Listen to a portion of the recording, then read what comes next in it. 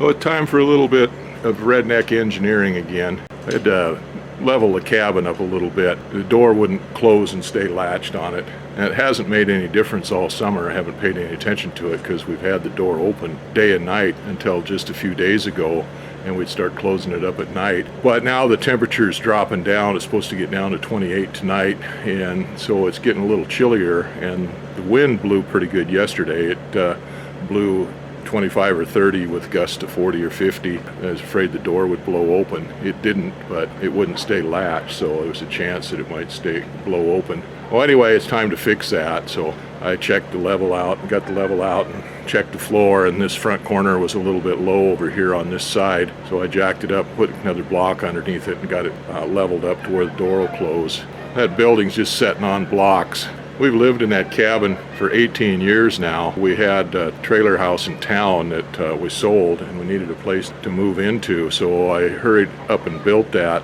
And when I built it, it was in the middle of the winter time. The ground was froze up so hard that I couldn't even scratch it with a pick.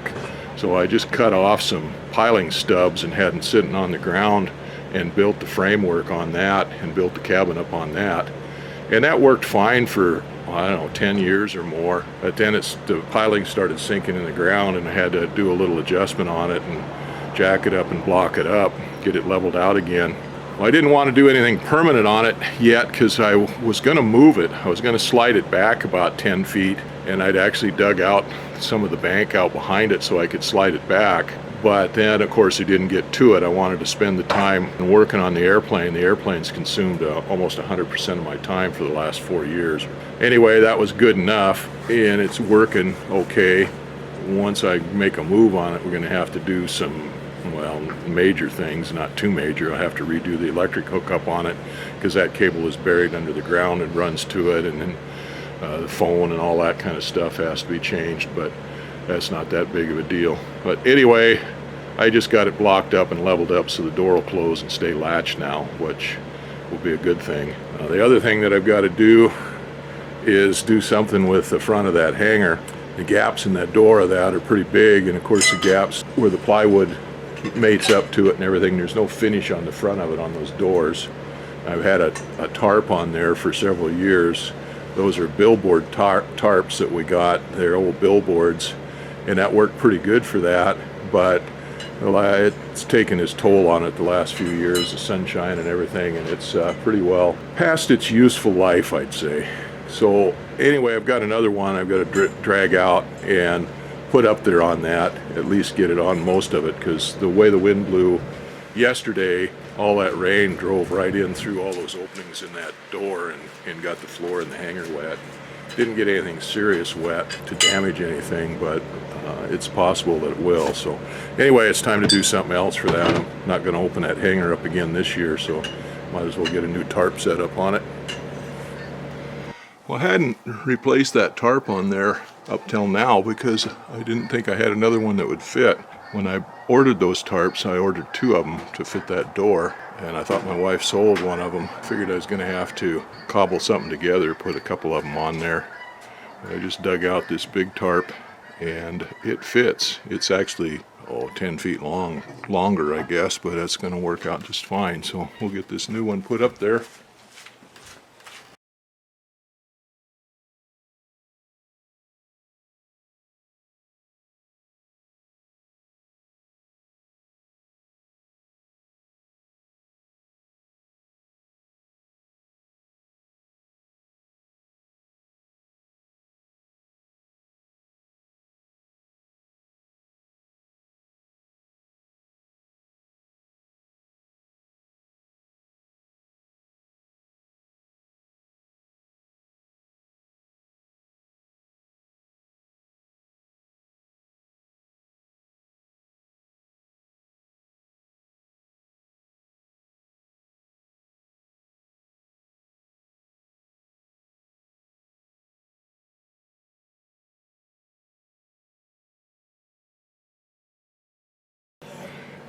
We'll get the tarp tacked up there to the beam and hanging down.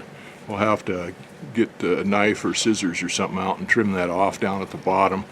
I didn't want to trim it at that line there. There's a splice and it's tarps, and I didn't want to trim it on that because here on the right side it'd be down close to the ground or on the ground, but on the left side it would be up above the ground, so I want to kind of hang it down over the gaps in the floor there. Anyway, that's up, and it's sun's down over the horizon here, or down past the trees, and the temperature's dropped quite a bit.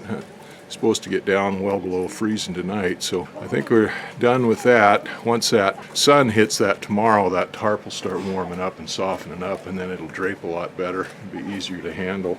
So we'll wait for tomorrow to do that.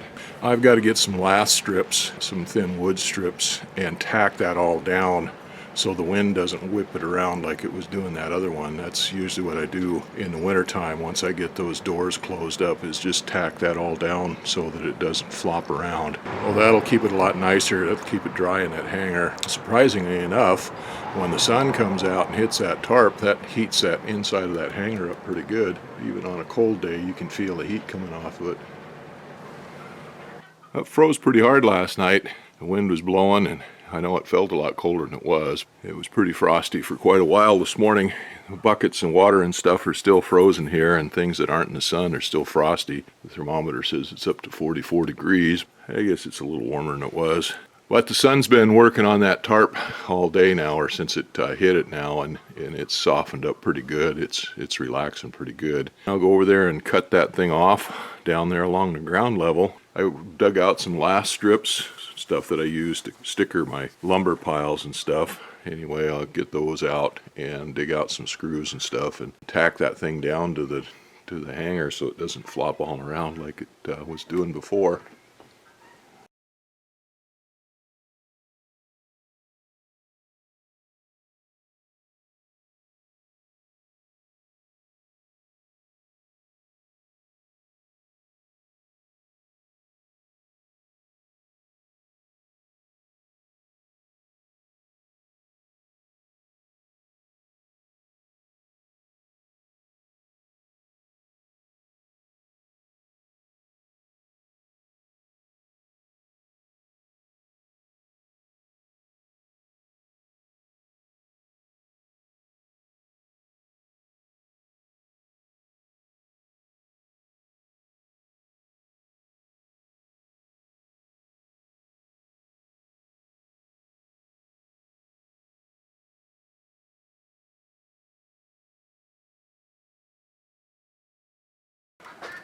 Well, there it is. The hanger's all buttoned up now for the winter.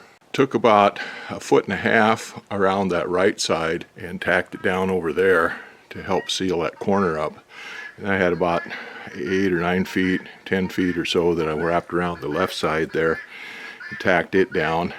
I didn't quite get it as well as I would have liked to, because I couldn't get the tall ladder up there to get up high enough on it, because there's a car there parked in the way that doesn't move. But it's pretty well tacked down, and I had to get it good enough so that when we get the big windstorms coming through here, which we should get through this month and through November, hopefully it won't tear it loose and pull it away from there. And I left a little tab, a fringe, a lip on the bottom there that fits down against the ground that'll help seal the wind from going in underneath the floor. It's just a wooden floor up on 4x4 timbers there, so there's an air gap underneath it. In the wintertime, that cold air blows in underneath there. I'm not anticipating doing any work in there this winter, or much work in there this winter, so I don't have to worry too much about heating it up. The only problem with that is now I have to undo everything there to get that curtain up to get the doors open if I want to get anything in or out of the hangar. I'm not anticipating having to get the airplane out of there until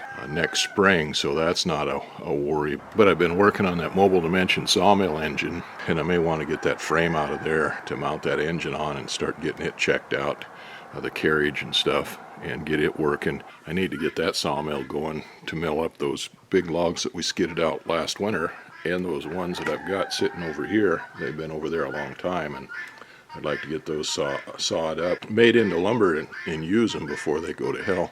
To open that up, have to take all those stickers off of there, those last strips off of there, of course. Then I take a couple of ropes and tie them onto different places on that bottom of that tarp, and then pull that up and drape it over the top of the roof, and then I can open up the doors. I don't have to take that tarp completely down.